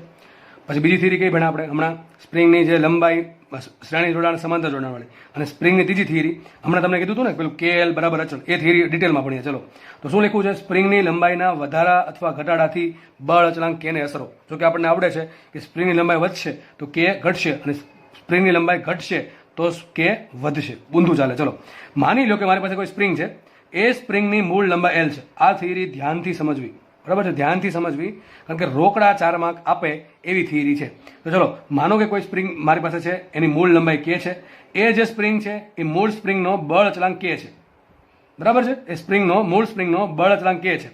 તો એ સ્પ્રિંગ માટે શું અચળ હશે? L ગુણ્યા K. હમણાં તમને કીધું હતું કે કોઈ પણ સ્પ્રિંગ હોય, કોઈ પણ સ્પ્રિંગ માટે હંમેશા LK અચળ થાય અથવા KL અચળ થાય. યાદ રાખજો, કોઈ પણ સ્પ્રિંગ હોય, નાની સ્પ્રિંગ હોય, મોટી સ્પ્રિંગ હોય, એના માટે હંમેશા K ગુણ્યા L નો ગુણાકાર અચળ હોય. તો મારી પાસે જે મૂળ સ્પ્રિંગ હતી એની લંબાઈ L છે, જે સ્પ્રિંગ હતી મૂળ સ્પ્રિંગ એનો બળ અચળાંક K છે. તો એ સ્પ્રિંગ માટે L ગુણ્યા K નો ગુણાકાર થાય, અચળ થાય. હવે એક કામ કરીએ, એ સ્પ્રિંગને તમને દાખલામાં આવું પૂછે કે એ જે સ્પ્રિંગ હતી તમારી મોટી સ્પ્રિંગ, એના તમે કટકા કરી નાખ્યા, 2 ટુકડા કરી નાખ્યા. 2 ટુકડા કઈ રીતે કર્યા? એકની લંબાઈ M મળશે, એકની લંબાઈ N મળે. ધેટ ઇઝ M જેમ N. M જેમ N લંબાઈમાં ટુકડા કરી નાખ્યા છે. બે સ્પ્રિંગ છે, સોરી એક સ્પ્રિંગ હતી, એના 2 ટુકડા કર્યા છે. એકની લંબાઈ આવે છે, કઈ રીતે ટુકડા કર્યા? કે એની લંબાઈ જે છે એ M જેમ N ના રેશિયામાં વહેંચાઈ જાય એમ ટુકડા કર્યા. તો એક એક્ઝામ્પલથી સમજીએ આપણે. માનો કે કોઈ સ્પ્રિંગ છે, એની લંબાઈ 5 મીટર છે. કેટલી? Sorry 5 centimetre. 5 મીટર તો બહુ મોટી સ્પ્રિંગ થઈ જાય. 5 સેન્ટીમીટર છે. માનો કે તમે એના 2:3 રેશિયામાં શું કર્યા, ટુકડા કર્યા, તો મતલબ શું થઈ ગયું, એક સ્પ્રિંગ 2 સેન્ટીમીટરની થાય, બીજી સ્પ્રિંગ 3 સેન્ટીમીટરની થાય. તો આપણે જે ટુકડા કર્યા છે એમાં કેટલી લંબાઈ થાય, આવું કઈ રીતે, આ રીતે આવે. જો આ બેન સરળો કરો, આ બેનો સરળો કરો, કેટલો થાય, 2 3 5 થાય. એના આપણે ભાંગી નાખો. ફરતી કહું છું, જે તમને રેશિયો આપ્યો છે એનો સરવાળો 2 ને 3 5, આ લંબાઈને 5 વડે ભાંગી નાખો. 5 ભાગ્યા 5 એક આવશે, ગુણ્યા આ કરવાનું. ફરતી જો આ રીતે એક અલગ પેજમાં સમજાવું, સમજીએ આપણે. માનો કે એક સ્પ્રિંગ હતી, લંબાઈ 5 સેન્ટીમીટર છે. માનો કે આપણે અલગ થોડુંક લઈએ. માનો કે આપણે એના ટુકડા કર્યા 2 કેટલા રાખશું, 2:8. ચલો 2:8 રેશિયામાં ટુકડા કર્યા, અથવા શું થઈ ગયા, 1:4 જ થયું. તો બહુ ઇઝી થઈ ગયું. કંઈ નહીં, ચલો સમજી લઈએ આપણે એના 1:4 રેશિયોમાં ટુકડા કર્યા, બરાબર છે. મતલબ શું થાય કે 2 ટુકડાની લંબાઈનો તમે ગુણોત્તર શોધો તો કેટલો આવો છો, 1/4. કેટલો આવો છો, 1/4. તો એક લંબાઈ કેટલી આવશે, 1 સેન્ટીમીટર. એક લંબાઈ કેટલી આવશે, 4 સેન્ટીમીટર. આ તો બહુ ઇઝી થઈ ગયું. ચલો હું આમ કહું કે એક સ્પ્રિંગ છે લંબાઈ 7 સેન્ટીમીટર છે. તમે એના ટુકડા કર્યા 2.5 3.5. ચલો કે નહીં થાય, બરાબર છે. ચલો આ રીતે ટુકડા કર્યા આપણે. તો કોઈ પણ લંબાઈ તમને આપે તો તમને ટૂંકમાં એક જનરલ સૂત્ર આપું છું કે જેનાથી કે તમે કોઈ પણ જગ્યાએ લંબાઈ શોધી શકશો. ચલો આગળ વધીએ આપણે. અને આ કોન્સેપ્ટ સેમ કોન્સેપ્ટ તમારે ધોરણ 12ના ચેપ્ટર નંબર 3 પ્રવાહ વિદ્યુતમાં અલગ અલગ સર્કિટ માટે પ્રવાહ શોધવાનો થશે ને ત્યારે પાછો યાદ કરાવીશ. ચલો આગળ વધીએ આપણે. તો માનો કે કોઈ મારી પાસે સ્પ્રિંગ છે, એને આપણે 5 સેન્ટીમીટર લંબાઈની સ્પ્રિંગના 1:4 રેશિયામાં ટુકડા કર્યા, બરાબર છે. તો લંબાઈ કેટલી થશે વિચારો. પહેલી જે સ્પ્રિંગ આવશે ધારો કે લંબાઈ L1 છે, બીજી જે સ્પ્રિંગ આવશે ધારો કે લંબાઈ L2 છે. તો આ 1 સેન્ટીમીટર ક્યાંથી આવ્યું, 4 સેન્ટીમીટર ક્યાંથી આવ્યું, ચલો એ સમજાવું છું અત્યારે. તો એક કામ કરીએ, જો પહેલાં શું કરવાનું, છેદમાં આ બેનો સરવાળો કરવાનો. જે રેશિયો આવે સરવાળો કરો, 4 ને 1 5 થાય. ચલો 4 + 1 5 થઈ ગયા. ગુણ્યા શું કરવાનું, આ લંબાઈ કરવાની. આ લંબાઈ કેટલી, 5 સેન્ટીમીટર છે. ઓકે, આટલું કર્યા પછી જે રેશિયો હોય એને પહેલાં ગુણ નાખવાનો, આને ગુણ નાખવાનો. આ બેમાં કોમન આવશે. જો ફરતી એવું L2 માટે એવું જ કરીએ. આ બેનો સરવાળો કરો, 1 + 4, ઉપરની લંબાઈ એમને મૂકો 5 સેન્ટીમીટર, ગુણ્યા શું કરશું, આ રેશિયો કરવાનો 4. વિચારો, જો આ 5 સેન્ટીમીટર, આ 5 ઉડી ગયું તો શું આવશે, L = 1 સેન્ટીમીટર આવશે. અહીંયા શું આવશે, 4 સેન્ટીમીટર આવશે. ચલો સેમ વસ્તુ એક કામ કરીએ, થોડોક અલગ દાખલો લઈએ, થોડુંક વિચિત્ર. માનો કે લંબાઈ છે 9 સેન્ટીમીટર, લંબાઈ 9 સેન્ટીમીટર છે. તમે એના ભાગ પાડ્યા છે 2:2 અને 2:7 તો નહીં લેવા, 2 રાખીએ 5. ચલો આ પ્રમાણે ભાગ પાડ્યા છે. તમે 9 સેન્ટીમીટર લંબાઈ છે, એ સ્પ્રિંગના તમે ભાગ પાડ્યા છે 2:5. હવે તમે ડાયરેક્ટ આ નહીં વાપરી શકો કે 5 હતું એટલે 1 ને 4, 1 સેન્ટીમીટર 4 સેન્ટીમીટર. તો હવે શું કરશો, તો ટૂંકમાં તમને એમ કહે છે તમારા 9 સેન્ટીમીટરને એ પ્રમાણે 2 ભાગ પાડવાના છે. એમાં એક ભાગ લગભગ કેટલું રોકે, 2 ભાગની લંબાઈ રોકે, અને એક ભાગ છે 5 ભાગની લંબાઈ રોકે. તો કરવાનું શું, ચલો એ જ વસ્તુ L1 અને L2 ફટાફટ જોઈએ તો આવું કરવું પડશે. પહેલાં બેન સરળો, 2 + 5 7 થાય. ઉપર આ મૂળ લંબાઈ 9 સેન્ટીમીટર ગુણ્યા L1 હોય તો પહેલું 2, અને સેમ વસ્તુ પહેલાં નીચે કરવાની. મૂળ લંબાઈ 9 સેન્ટીમીટર છેદો બેનો સરવાળો 5 ને 2 7 ગુણ્યા કેટલો રેશિયો છે 5. ચલો જોઈ લઈએ આપણે કેટલો આવશે. 9 દુ 18, 18/7 કેટલા આવશે, આ 18/7 સેન્ટીમીટર. અને આ કેટલો આવશે, જુઓ 9 × 5 45/7, 45/7 સેન્ટીમીટર. તમે એક કામ કરો, આ બેનો સરળો કરી જુઓ, 9 સેન્ટીમીટર જવાબ આવી જશે. તો વિચાર કરી આપણે જોઈ લઈએ સાચું છે ખોટું છે, કે હું હવામાં ફેક કરું છું. ચલો 18 + 7 છેદમાં 45 + 7. હવે થશે કે નહીં થાય, ચલો 18 ને 45, 8 ને 5 13 ને 63 થાય ને, કેટલા થાય 63/7 કેટલા આવી ગયું, 9 સેન્ટીમીટર આવી ગયું, આવી ગયું, મૂળ લંબાઈ આવી જશે. તો યાદ રાખજો કરવાનું શું. હવે આપણે જનરલ સૂત્ર રાખીએ. જો માનો કે મારી પાસે કોઈ સ્પ્રિંગ છે, લંબાઈ L છે, અથવા કોઈ પણ વસ્તુ છે, મારી પાસે એક દોરી છે, સ્પ્રિંગ છે, લાકડી, કોઈ પણ ચાલે, એમાં કોઈ પણ વસ્તુ ચાલશે. માનો કે એક વસ્તુ છે લંબાઈ L છે, એના હું 2 ભાગ કરું છું, M/N ના. કેટલા ભાગ પાડું છું, M/N ભાગ પાડું છું. ચલો પહેલી લંબાઈ કેટલી હશે, L1, અને બીજી લંબાઈ કેટલી હશે, L2. ચલો ફટાફટ લખીએ. તો ઉપર શું કરવાનું, મૂળ લંબાઈ L છેદમાં શું કરવાનું, બેનો સરવાળો M + N ગુણ્યા અહીંયા આવશે મૂળ લંબાઈ M. આવી ગયું, કેટલી લંબાઈ આવશે, ml/m + n આવશે કે નહીં આવે. ચલો બીજી સ્પ્રિંગ માટે કેટલી લંબાઈ આવશે, L ગુણ્યા મૂળ લંબાઈ L છેદમાં બેનો સરવાળો M + n ગુણ્યા બીજો રેશિયો n, ધેટ ઇઝ કેટલા આવશે, nl/m + n. ચલો કરો બેન સરવાળો. ચલો બેનો સરવાળો કરી જુઓ તો આવું કંઈક થશે, M + n છેદમાં ml છેદમાં M + n પ્લસ nl છેદમાં m + n. ઉપરથી કોમન શું આવશે, n કોમન આવશે, અને આ છેદ કોમન આવશે. શું આવશે કોમન, M + n કોમન આવ્યું. વધુ શું, અહીંયા m વધશે, અહીંયા n વધશે, ઉડી ગયા. શું આન્સર આવશે, L આવશે. યાદ રાખજો, કોઈ પણ સ્પ્રિંગનો જો આપણે આ રીતે શું કરીએ, ભાગ પાડીએ, 2 ટુકડા કરીએ, બરાબર છે, અને એક ટુકડો M હોય અને એક ટુકડો n રેશિયામાં હોય, તો પહેલી સ્પ્રિંગની લંબાઈ આવશે ml છેદમાં m પ્લસ n, બીજી સ્પ્રિંગની લંબાઈ આવશે nl છેદમાં m પ્લસ n. ચલો એ જ લીખું તો અહીંયા જો ફટાફટ ઉતાવળમાં એ જ લીખું છે આપણે કે ભાઈ, તો આ પેજમાં પણ એ જ વસ્તુ લખી છે. શું લખ્યું છે? જો સ્પ્રિંગના m જેમ n લંબાઈમાં ટુકડા કરવામાં આવે તો L1 શું મળશે? m ના છેદમાં m plus n into l. આ ખબર પડી કે ક્યાંથી આવ્યું. અને L2 કેટલું મળશે? L2 બરાબર મળશે n ના છેદમાં m plus n into l. હવે આપણે એક કામ કરીએ, મારી પાસે પેલા આખી સ્પ્રિંગ, ધારો કે આ સ્પ્રિંગ હતી પહેલી, એના બે ટુકડા કરી નાખ્યા, એક ટુકડો આ છે ને એક ટુકડો આ છે, માનો કે એ રીતે છે, બરાબર છે, એ રીતે છે. તો હવે મારે આ જે મૂળ સ્પ્રિંગ હતી એનો બળતણાંક કે હતો, હવે નવી સ્પ્રિંગ નાની બની, પહેલી નાની સ્પ્રિંગ, એનો બળતણાંક કેટલો થાય, અને બીજી નવી નાની સ્પ્રિંગ બની એનો બળતણાંક કે સ્વરૂપે કેટલો થાય? ચલો જોઈએ, તો ફટાફટ જોઈએ. તો આપણે એક કામ કરીએ, પહેલી સ્પ્રિંગ હતી એની લંબાઈ કેટલી હતી? કે L હતી, એનો કે કેટલો? કે હતો, બેનો ગુણાકાર શું? L કે હંમેશા કેવું રહે? અચલ રહે. ધારો કે બીજી સ્પ્રિંગ છે એનો બળતણાંક K1 બને છે અને બીજી સ્પ્રિંગની લંબાઈ L1 બને છે, તો એના માટે પણ L1 K1 નો ગુણાકાર કેટલો હોય? સરખો જ હોય, એટલે અચળ કેટલો હશે? પહેલી સ્પ્રિંગ. તો આપણે કામ કરીએ, પહેલા મૂળ સ્પ્રિંગ માટે L કે જેટલું હશે એટલું તો નાની નવી સ્પ્રિંગ માટે છે, દેટ ઇઝ કેટલું? L1 K1. તો K1 ને કરતા બનાવો, K1 બરાબર શું આવશે? LK છેદમાં L1 થશે ને. K1 શું આવશે? LK છેદમાં L1. સૂત્ર ક્યાંથી આવ્યું? અરે લખ્યું છે જો, LK બરાબર હંમેશા અચલ રહી. તમે ગમે એટલા ટુકડા કરો એના માટે હંમેશા L અને K નો ગુણાકાર અચલ થશે. તો પહેલા જેટલો ગુણાકાર હતો એટલો જ પછી થશે. તો LK બરાબર L1 K1, તો K1 બરાબર LK છેદમાં L1. તો LK એમને રાખીએ, L1 શું આવશે? L1 આવશે જો એની કિંમત મૂકી m ના છેદમાં m plus n into l. તો LL ઉડી ગયા, m પ્લસ n ક્યાં જશે? ઉપર. તો K1 બરાબર શું આવશે? K1 બરાબર આવશે m પ્લસ n છેદમાં m ઇન્ટુ k. બરાબર. એવું જ રીતે LK બરાબર L2, બીજો નાનો ટુકડો મેળવો. ધારો કે એનો બળતણાંક K2 છે, એની લંબાઈ L2 છે, તેનો ગુણાકાર શું થાય? L2 K2 એ કેટલો હશે? મૂળ સ્પ્રિંગ જેટલો, ધેટ ઇઝ LK. બેનો સરખો જ થશે ગુણાકાર, એટલે આપણે સરખાઈ દીધા બેને. K2 ને કરતા બનાવો તો K2 બરાબર આવશે LK છેદમાં L2, અને L2 શું આપણે મૂકીએ કિંમત? m ના છેદમાં m plus n into l. તમને આન્સર આવો આવશે, m પ્લસ n છેદમાં n ઇન્ટુ k. યાદ રહી જશે કે નહીં યાદ રહી જાય? ચલો ફટાફટ આપણે રિવિઝન કરી લઈએ. એક સ્ટેપમાં લખવું હોય. ચલો, મને કે તમને એમ કીધું એક સ્પ્રિંગ છે, એનો બળતણાંક K છે, એની લંબાઈ L છે, એના તમે ટુકડા કર્યા m જેમ n, અથવા એમ ખબર ન પડે x1 x2 લઈ લો. ચલો બરાબર. તો m જેમ n માં ટુકડા કર્યા, બરાબર. તો ચલો L1 શું આવશે? હમણાં કીધું તમને એમ, પેલા મૂળ લંબાઈ લખવાની L છેદમાં રેશિયોનો સરવાળો m plus n into m. આ L1 મળી ગયું. ચલો L2 કેટલા મળશે? મૂળ લંબાઈ L છેદમાં આ જે રેશિયો આપ્યો સરવાળો m plus n into n. આ થઈ ગયું. K1 શું હોય? K1 બરાબર શું થાય? ઊંધું છે જો સૂત્ર શું? K1 નું આવું આવ્યું હતું, m પ્લસ n છેદમાં m ઇન્ટુ k. એક મિનિટ તો લખીએ આપણે. આમાં પહેલા ઊંધું થઈ જશે. પહેલા સરવાળો કરો, m પ્લસ n છેદમાં જે મેન રેશિયો છે એ m મૂકો ઇન્ટુ k કરો. આમાં શું આવશે? K2 બરાબર. પહેલા સરવાળો કરો, m પ્લસ n છેદમાં મૂળ લંબાઈ n ઇન્ટુ k. આવું કેમ થયું? અરે KL બરાબર શું થાય? અચળ થાય. તો k પ્રપોર્શનલ ટુ શું હોય? 1/L હોય. તો આનું ઊંધું થશે ને, આનું એટલી ઊંધું થઈ જશે. સમજ પડે કે ના પડે? અને આ કંઈ યાદ ન રાખવું હોય તો તમારે દાખલો ગણવો પડશે. આ જે ગણ્યો છે એ દાખલો ગણવો પડશે. ચલો આપણે દાખલો ગણીએ. આપણે અહીં જો લખ્યું છે, એક દાખલો આપણે આ પેજમાં ગણશું. L લંબાઈ અને K બળ અચળાંક વાળી સ્પ્રિંગના 3/8 ટુકડા કરવામાં આવે છે.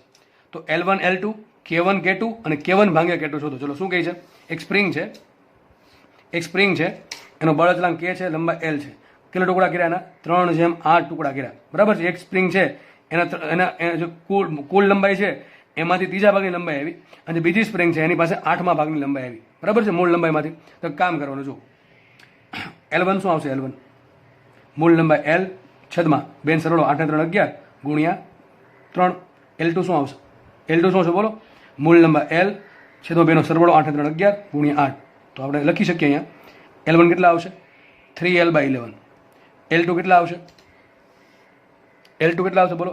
L2 આવશે 8L/11. ખબર પડી ગઈ? સીધી આરામથી આન્સર મળી જાય. કરો બેન, ભાગાકાર કરો. ચલો, તો L/11 ઉડી જશે. શું આવશે? 3/8 આવી ગયા. 3/8. આ ગુણોત્તર કોનો આપ્યો છે? આપણે લંબાઈનો જ આપ્યો છે. કોનો ગુણોત્તર આપ્યો છે? લંબાઈનો. ચલો ફટાફટ આપણે હવે પેલો ગુણોત્તર શોધીએ. કોનો? K1. ચલો K1 શું આવશે? તો ઊંધું કરવાનું. એમાં પહેલા સરવાળો છે, સૂત્ર શું? પહેલા સરવાળો કરો, છેદમાં મૂળ છેદ મૂકો ઇન્ટુ K કરો. પહેલા સરવાળો કરીએ. 8 ને 3 11 છેદમાં શું મૂકશું? 3 મૂકશું ને, ઇન્ટુ K. અને K2 શું મૂકશું? પહેલા સરવાળો 8 ને 3 11 છેદમાં 8 મૂકશું ઇન્ટુ K. થઈ ગયું. તો K1 શું આવશે? K1 આવશે 11K/3 અને K2 આવશે 11K/8. આવું કેમ થયું? અરે ઊંધું. અહીંથી ખબર પડી જવી જોઈએ.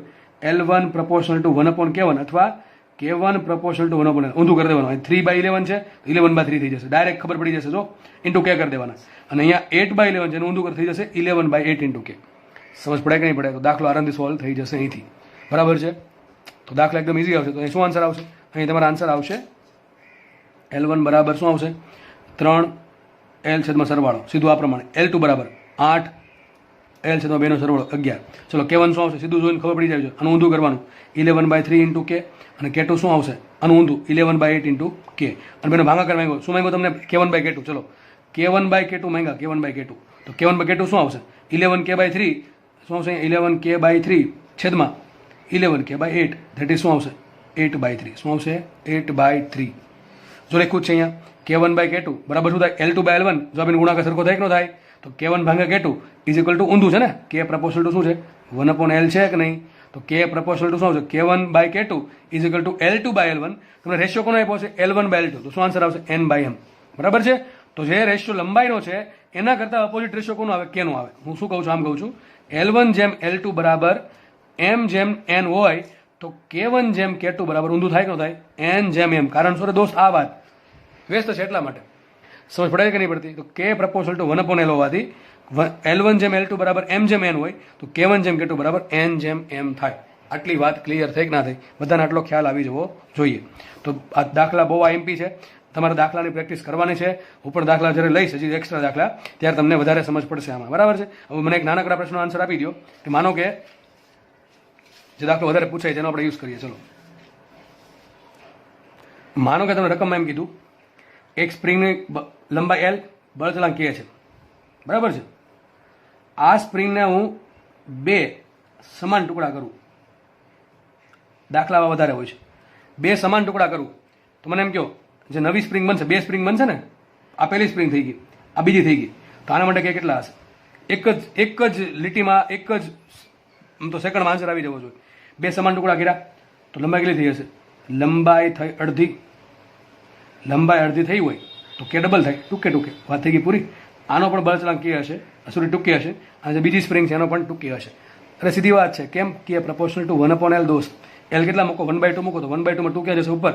ટૂંકમાં 2 સમાન ટુકડા કરું તો બળતણાંક ડબલ થાય. આનાથી ઊંધી વસ્તુ. ચલો 2 સ્પ્રિંગ છે મારી પાસે. એકની લંબાઈ L છે, બીજાની લંબાઈ L છે. બંને સ્પ્રિંગને આ પ્રમાણે જોડું છું તો બળતણાંક કેટલો થાય? વિચારો. અરે હમણાં કરાયું હતું 1 upon K equivalent is equal to 1 upon K1 plus 1 upon K2. અથવા લંબાઈ કેટલી થઈ ગઈ? લંબાઈ થઈ ગઈ ડબલ 2L. તો બળતણાંક K/2 આવશે. હવે ટ્રાય કરી જો શું આવશે અહીંયા? 1 upon K equivalent is equal to 1 upon K plus 1 upon K. તો શું આવશે? 2 upon K. નું ઊંધું કરો શું થઈ જશે? K/2. બે રીતે એક જ આન્સર આવે. ટૂંકમાં લંબાઈ અડધી થાય તો બળતણાંક ડબલ થાય. લંબાઈ ડબલ થાય તો બળતણાંક અડધો થાય. હું તમને એમ કહું કે મારી પાસે એક સ્પ્રિંગ છે લંબાઈ L બળતણાંક K. એના 3 સમાન ટુકડા કર્યા. 3 સમાન ટુકડા કર્યા તો દરેક ટુકડા માટે જે બળતણાંક કેટલો હશે? 3K. કેમ? લંબાઈ ત્રીજા ભાગની થાય કે ન થાય? લંબાઈ પહેલા L હતી, તમે એને કાપી નાખી 3 ભાગ કરી નાખ્યા તો એક લંબાઈ કેટલી મળશે? L/3. તો પેલો બળતણાંક નો થાય 3K. ઊંધું થઈ જશે 3K. બરાબર? તો યાદ રાખવું આપણે દાખલામાં વધારે ક્લિયર તમને એક્ઝામ્પલ આપીને સોલ્વ કરાવશું ત્યારે તમને વધારે ખબર પડશે. પણ આ વસ્તુ સમજી લેવાની છે કે લંબાઈ અડધી તો બળતણાંક ડબલ, લંબાઈ ડબલ તો બળતણાંક અડધો, લંબાઈ ત્રીજા ભાગની તો બળતણાંક 3 ગણો. પણ ક્યારે સમાન ટુકડા થતા હોય તો બધું ક્યારે લાગુ પડે? સમાન ટુકડા થાય ત્યારે. એમ તમને એમ કે લંબાઈ L છે અને એક ટુકડા 7 જેમ 8 માં કર્યા તો હમણાં જે રીત શીખવાડે એ પ્રમાણે કરવું પડે. શું આન્સર આવશે? L1 શું આવશે બોલો? 7/15 ઇન્ટુ L. L2 શું આવશે? 8/15 ઇન્ટુ L. એક સેકન્ડ નથી થતી, એક સેકન્ડ પણ થતી નથી લખવામાં. ચલો K1 શું આવશે? ઊંધું 15/7 K1 K. અને K2 શું આવશે? 15/8 K. એટલે 5 સેકન્ડમાં આન્સર આવી જાય. આ કોન્સેપ્ટ ક્લિયર હોય તો. બરાબર છે કે નહીં? અને ઓલવેઝ L1 જેમ L2 શું આપ્યા? 7/8 આપ્યા તો K1 જેમ K2 શું થશે? ઊંધું 8/7. કરી જો આના છેદમાં મૂકી જો શું આન્સર આવશે? 8/7. તો આ કોન્સેપ્ટ અહીંયા પૂરો થાય છે. આપણે નેક્સ્ટ થિયરી તરફ આગળ વધીએ. તો આપણે અત્યાર સુધીમાં સ્પ્રિંગ માટે જે ભણ્યા છીએ એના સૂત્ર આપણે ફરીથી રિવિઝન કરી લઈએ. જો કે બધાને આવડતી જશે આ બધું. બરાબર છે? છતાં આપણે રિવિઝન કરી લઈએ. ચલો સ્પ્રિંગ કેવી લેવાની છે? દળ રહિત સ્પ્રિંગ અને દળ રહિત સ્પ્રિંગ માટે એવું લખ્યું છે. અથવા એમ કીધું છે સ્પ્રિંગ અને દળની સિસ્ટમ માટે. આપણા સિસ્ટમમાં જે સ્પ્રિંગ છે કેવી છે? દળ રહિત છે. ચલો સૂત્ર પહેલું સૂત્ર T = 2π√m/k. ક્યાંથી આવ્યું? તમને યાદ હશે મેં ભણાવ્યું હતું પ્રવેગ વેગ વખતે. બરાબર છે? આપણે એક સૂત્ર આવ્યું તમને યાદ હશે આવું હતું કંઈક m ω² = K. ત્યારે મેં તમને સાબિત કરાવ્યું હતું ટી બરાબર 2π√m/k થાય, બરાબર કે નહીં? અથવા ઓમેગાને કરતા બનો તો ઓમેગા શું થશે? તો લખ્યું છે ઓમેગા બરાબર શું થાય? √k/m.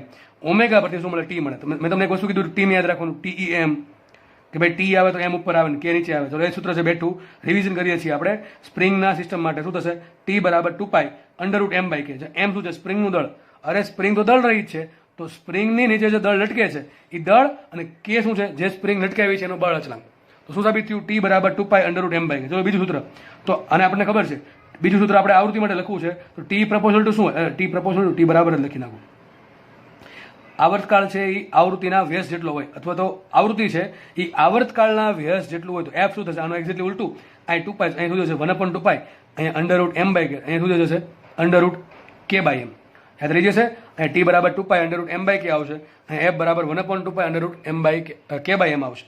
ટૂંકમાં એક યાદ રાખો, ટી આવે તો ઉપર એમ આવે, બાકી બધું કે નીચે આવશે. આવૃત્તિમાં એનાથી ઓપોઝિટ થઈ જશે. ચલો ફટાફટ ત્રીજું સૂત્ર ઓમેગાનું. આપણને બધાને ખબર જ છે ઓમેગા બરાબર 2π/t અને 1/t બરાબર 2π 1/t થશે f. તો સૂત્ર આવશે ઓમેગા બરાબર 2π/t અને 2πf. અને આપણને ખબર છે ઓમેગા બરાબર શું થાય? √k/m. ક્યાંથી સૂત્ર? અહીંથી આવ્યું. મેન સૂત્ર અહીંથી આવ્યું હતું કે m⍵² બરાબર k છે, તો ω² બરાબર k/m અને ઓમેગા બરાબર થશે √k/m. ચલો આગળ વધીએ. ચોથું નંબરનું સૂત્ર જે આપણે ભણ્યા હતા એ કે જો સ્પ્રિંગને કાપવામાં આવે તો શું કીધું છે? જો સ્પ્રિંગને કાપવામાં આવે તો અથવા એના ટુકડા કરવામાં આવે તો શું થશે? હંમેશા એના માટે k/l નો ગુણાકાર અચળ હોય. That means k proposal to શું આવશે? 1/. લઉં જુઓ, હવે ખાસ વાત આ પછી સમજાવો, પેલા સમજી લઈએ. સ્પ્રિંગમાં સંગ્રહિત ઉર્જા કેટલી હોય? Half kx². કેટલી હોય? હાફ kx² અથવા હાફ ky² પણ લખી શકો તમે, બરાબર છે? સ્પ્રિંગ આ પ્રમાણે હોય હોરિઝોન્ટલ ડાયરેક્શનમાં સીધી, તો x આવશે, ઊભી હોય શું આવશે? y આવશે. અત્યારે ચલો ભલે આપણે x લખ્યું છે, અહીં શું આવશે સૂત્ર? u બરાબર હાફ ky². હવે એક કામ કરવાનું છે આપણે, સ્પ્રિંગનું સૂત્ર ખાલી એક જ આ નથી, ઘણા બધા સૂત્ર છે. કયા કયા? ચલો મેળવીને બતાવું તમને. એક તો બધાને યાદ હશે, સ્પ્રિંગમાં સંગ્રહિત સ્થિતિ ઉર્જા કેટલી હોય? Half kx². એક કામ કરીએ, આ સૂત્ર નામ લખીએ, half into kx into x. લખાય કે ન લખાય? બરાબર છે. x કે છૂટો પાડી દીધો, પણ kx બરાબર શું થાય? f થાય. તો મેં લખી નાખ્યું અહીંયા હાફ ઇન્ટુ fx. તો આ પણ સૂત્ર શું છે? સ્પ્રિંગમાં સંગ્રહિત ઉર્જાનું કેટલું સૂત્ર આવશે? Half into fx. ત્રણેય સૂત્ર સરખા છે. આપણે કયો સૂત્ર ક્યારે વાપરવું કોણ ખબર પડે? જો k ને x આપે તો સૂત્ર આવશે હાફ kx². જો બળ અને x આપે તો આવશે સૂત્ર હાફ ઇન્ટુ fx. ત્રીજું મેળવીએ. ચલો આ સૂત્ર છે ને હાફ kx². ચલો આ સૂત્ર છે હાફ kx². હું આને k વડે ગુણું ને k વડે ભાંગું તો k ઇન્ટુ થઈ જશે k², k ઇન્ટુ k થઈ જાય k² ઇન્ટુ થઈ ગયા x², છેદમાં શું આવશે? k આવશે. પણ k² ઇન્ટુ x² તો બળનો વર્ગ કહેવાય. કેમ? f બરાબર kx², એનો વર્ગ કરો શું થશે? f² બરાબર k² ઇન્ટુ x², તો ઉપર થઈ જશે f². તો સૂત્ર શું આવશે? f²/2k. ત્રીજું સૂત્ર આવી ગયું f²/2k. આ પણ તમને ભણાવેલું છે આગળ ભૂતકાળમાં, બરાબર છે? તો ત્રણ સૂત્ર છે. આ ક્યારે વપરાશે? તમને બળ અને k આપે તો. આ ક્યારે વપરાય? તમને બળ અને x આપે તો. અને આ ક્યારે વપરાય? તમને k અને x આપે તો. તો સૂત્ર ગમે એક યાદ રાખવાનું છે, બીજા ઓટોમેટિક બની જશે જો રીત ફાવતી હશે તો. અને રીત જો ન ફાવે ત્રણે યાદ રાખી લેવા, બરાબર છે? પણ આવું તો સિમ્પલ આપણે સાયન્સમાં છીએ. હવે તો આ બધું હું શીખવાડું તમને આવડવું જ જોઈએ, બરાબર છે? હજી કોઈ શીખવાડતું ના આવે તો ન આવડે, પણ તમને શીખવાડવામાં આવે છે તો તમને હવે આવડી જવું જોઈએ એકમાંથી બીજા સૂત્રમાં જતા, બરાબર છે? તો u બરાબર હાફ kx² ક્યારે વપરાય? ખાસ યાદ રાખવાનું, k ને x આપ્યા હોય તો. પછી સૂત્ર આવ્યું u બરાબર હાફ fx. બળ અને x આપે તો કે ભાઈ સ્પ્રિંગ પર આટલું બળ લાગે છે, આ x શું છે? લંબાઈનો વધારો. શું છે? x સ્પ્રિંગની લંબાઈ નથી. શું છે? એ સ્પ્રિંગની લંબાઈમાં થતો વધારો છે. સ્પ્રિંગની લંબાઈ તો l છે, બરાબર છે? ઓકે, તો આગળ વધીએ આપણે. અહીંયા હતા આપણે, જુઓ ટી પ્રપોઝલ ટુ શું કહેવાય? ચલો આપણે ઘડીક એક કામ કરીએ. 2π અચળ છે, m અચળ છે, તો વધ્યું શું? k. તો ટી પ્રપોઝનલ ટુ 1/√k કહેવાય કે ન કહેવાય? સૂત્ર શું છે? ટી બરાબર 2π√k/m, અરે m/k, બરાબર? તો શું લખ્યા? 2π ઘડીક અચળ લઈ લો, m અચળ લઈ લો, તો સાબિત શું થશે? T proposal to 1/√k. અને તમને ખબર છે કે પ્રપોઝલ ટુ હજુ લખ્યું છે, કે પ્રપોઝલ ટુ શું હોય? 1/l. ચલો બે બાજુ વર્ગમૂળ કરું, સાબિત શું થશે? √k પ્રપોઝનલ two 1/√l. તો હજી સાબિત થાય √l પ્રપોઝનલ ટુ 1/√k. સાબિત સમજ પડે કે ન પડે? મોસ્ટ આઈએમપી વાત મેં કીધી, બહુ કામ લાગશે દાખલા ગણવામાં. ફરીથી કહું છું, k પ્રપોઝનલ ટુ 1/l હોય, બે બાજુ વર્ગમૂળ કરો તો √k પ્રપોઝનલ ટુ 1/√l થાય. આપણે √l ને કરતા બનો તો આને અહીં લો ને ટૂંકમાં અહીં લઈ લો, તો શું સાબિત થશે? √l પ્રપોઝનલ two 1/√k. તો જો t પ્રપોઝનલ ટુ 1/√k છે, અહીંથી સાબિત ખબર પડી ગઈ આપણને સૂત્ર પરથી. તો t પ્રપોઝનલ ટુ 1/√k છે અને 1/√k પ્રપોઝનલ ટુ √l થાય. તો સાબિત શું થયું? t છે એ લંબાઈના વર્ગમૂળના સમપ્રમાણમાં હોય છે. ટી છે આવર્તકાળ, એ લંબાઈના વર્ગમૂળના સમપ્રમાણમાં હોય. મતલબ શું થયો? જેટલી લંબાઈ વધારે એટલો આવર્તકાળ વધારે, જેટલી લંબાઈ ઓછી એટલો આવર્તકાળ ઓછો. અહીંયા એની સાબિત થાય. આપણે ખબર છે જેમ સ્પ્રિંગની લંબાઈ વધશે કે ઘટે અને કે ઘટે તો આવર્તકાળ વધે. એનાથી ઊંધું, જેમ સ્પ્રિંગની લંબાઈ નાની એમ સ્પ્રિંગ માટે કે વધારે અને કે વધારે તો એના માટે ટી ઓછો. ટૂંકમાં ટી ને એલ સમપ્રમાણમાં ચાલશે અને કે એના વ્યસ્ત પ્રમાણમાં ચાલશે. જેવું ટીનું સમીકરણ છે એનું ઊંધું કરી નાખો તો તમને આવૃત્તિનું સમીકરણ મળે. કારણ શું? અરે ટી બરાબર 1/f હોય તો f બરાબર 1/t થાય. ટૂંકમાં જે ટીના સૂત્ર છે એને આખા ઉલટા કરવા પડે. તો જો ટી પ્રપોર્શનલ ટુ 1/√k છે, પ્રપોર્શનલ ટુ √l છે, તો ટીની જગ્યાએ શું લખી નાખું? √f લખી નાખું. બધું મારે વ્યસ્ત કરવું પડશે. તો f પ્રપોર્શનલ ટુ શું આવશે? √k આવશે અને f પ્રપોર્શનલ ટુ 1/ આ શું લખ્યું છે? l આવશે. શું l આવશે? l 1/√l આવશે. એનાથી ખબર પડે જો f બરાબર 1/2 √k k/m. તો f પ્રપોર્શનલ ટુ શું આવે? f પ્રપોર્શનલ ટુ √k આવે. અને આપણને ખબર છે અહીં તો લખ્યું છે √k પ્રપોર્શનલ ટુ 1/√l. ત્યાં આવશે 1/√l. આ તો ખબર છે f પ્રપોર્શનલ ટુ ઓમેગા હોય છે. સૂત્ર શું છે? ઓમેગા બરાબર 2πf. તો ઓમેગા પ્રપોર્શનલ ટુ f. તો આનો મતલબ શું થાય? જેમ સ્પ્રિંગની લંબાઈ નાની એમ કે વધારે, એમ એની આવૃત્તિ વધારે, એની કોણીય આવૃત્તિ વધારે. એનાથી ઉલટું, જેમ સ્પ્રિંગની લંબાઈ વધારે એમ એના માટે કે ઓછો, આવૃત્તિ ઓછી અને ઓમેગા પણ ઓછો અને આવર્તકાળ વધારે. સમજ પડે કે નહીં પડતી? ચલો એક વસ્તુ આપણે એક જ સ્ટેપમાં લખવી છે બધી વસ્તુ. તો આવું કંઈક થશે. T proportional to √l proportional to 1/√k proportional to 1/f proportional to 1/ω. થાય કે ન થાય? અથવા આમ લખી શકો f proportional two 1/√l proportional two √k અથવા પ્રપોર્શનલ ટુ ઓમેગા. ચલો મને એમ કહો, જેમ લંબાઈ વધશે એમ આવર્તકાળ વધશે, કે ઘટશે, આવૃત્તિ ઘટશે, ઓમેગા ઘટશે. જેમ લંબાઈ ઘટશે એમ આવર્તકાળ પણ ઘટશે, કે વધશે, એફ પણ વધશે અને ઓમેગા પણ વધશે. મોસ્ટ આઈએમપી વાતો થાય છે અત્યારે, જેમાંથી ડાયરેક્ટ તમને પ્રશ્ન પૂછે. તમને એમ કહેશે એક સ્પ્રિંગની લંબાઈ ડબલ કરી, આવર્તકાળ કેટલો થાય? વિચારો, એક સ્પ્રિંગની લંબાઈ ડબલ કરવામાં આવે, બાકીની બધી વસ્તુ સરખી છે. સ્પ્રિંગની લંબાઈ ડબલ કરી તો આવર્તકાળ થાય √2 ગણો. એલ બરાબર શું મૂકો? 2 મૂકો. એક સ્પ્રિંગની લંબાઈ ડબલ કરી તો એનો બળ અચળાંક શું થાય? વિચારો, આવું આવશે ને? એલ પ્રપોર્શનલ ટુ 1/k ને, સોરી કે પ્રપોર્શનલ ટુ 1/l. લંબાઈ કેટલી કરી? ડબલ. તો કે થશે અડધો. સમજ પડે? કે કેટલું થાય? અડધો થાય. ચલો એક સ્પ્રિંગની લંબાઈ ડબલ કરી તો આવર્તકાળ કેટલો થાય? √2 ગણો. તો આવૃત્તિ થશે √2 ભાગની, કોણીય આવૃત્તિ થાય √2 ભાગની. એનાથી ઉલટું, ચલો એક સ્પ્રિંગની લંબાઈ અડધી કરી. શું કીધું મેં? સ્પ્રિંગની લંબાઈ અડધી કરી તો આવૃત્તિ એમ ખબર ન પડે, સીધું જો કે ખબર પડી જવી જોઈએ. ચલો આપણે ખબર પડી જવી જોઈએ. આમ મૂકીએ f પ્રપોર્શનલ ટુ શું આવશે? 1/√l. √l બરાબર શું મૂકું? 1/2. લંબાઈ અડધી કરી ને તો l બરાબર શું આવશે? 1/2. 2 ક્યાં જાય? ઉપર. તો સાબિત શું થયું? લંબાઈ અડધી કરો તો આવૃત્તિ √2 ગણી થશે, કોણીય આવૃત્તિ √2 ગણી થાય અને આવર્તકાળ 1/√2 ગણો થાય. એટલે કે √2 ભાગનું થાય. મૂકો અહીંયા 1/2 મૂકો, ઓટોમેટિક તમને ખબર પડી જશે. અને કે કેટલું થાય? કે ડબલ થાય. એમાં કીધું હતું લંબાઈ અડધી કે ડબલ.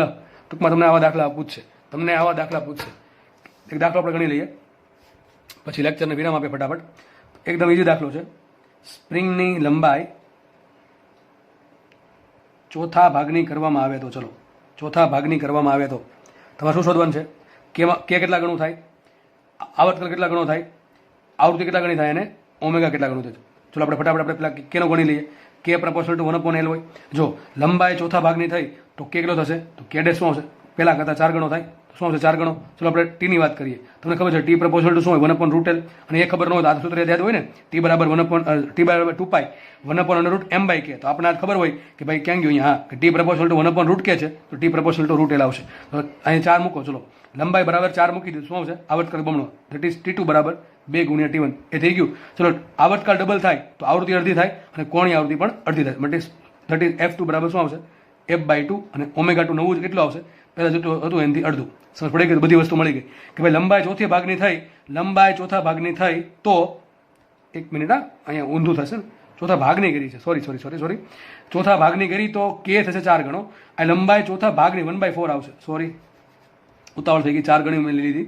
લંબાઈ ચોથા ભાગની થઈ છે તો એલ શું આવશે? 1/4. તો આવર્તકાળ અડધો થશે. T2 બરાબર થાય T/2. બરાબર કે નહીં? એલની જગ્યાએ શું મૂકો? 1/4 મૂકવાના છે. તો શું આવશે? આવર્તકાળ અડધો તો આવૃત્તિ થશે ડબલ. તો f2 કેટલા આવશે? 2f. અને ω2 શું આવશે? 2ω. ટૂંકમાં લંબાઈ ચોથા ભાગની તો કે થશે 4 ગણો, આવર્તકાળ થાય અડધો, આવૃત્તિ થાય બમણી અને કોણીય આવૃત્તિ પણ થાય બમણી. તો અહીંયા લેક્ચર પૂરો થાય છે. લેક્ચરમાં જેટલા બી સૂત્ર આવ્યા છે વ્યવસ્થિત અભ્યાસ કરશો તો જ દાખલા આવડશે, બાકી નહીં આવડે. એવું લાગે તો ચોપડામાં જે તમે લખ્યું છે વ્યવસ્થિત જ્યારે નેક્સ્ટ લેક્ચર જુઓ એ પહેલાં તમે લખેલું જે છે એ વ્યવસ્થિત રિવિઝન કરીને જોજો તો તમને વધારે મજા આવશે. બરાબર છે? ધન્યવાદ. જય હિન્દ.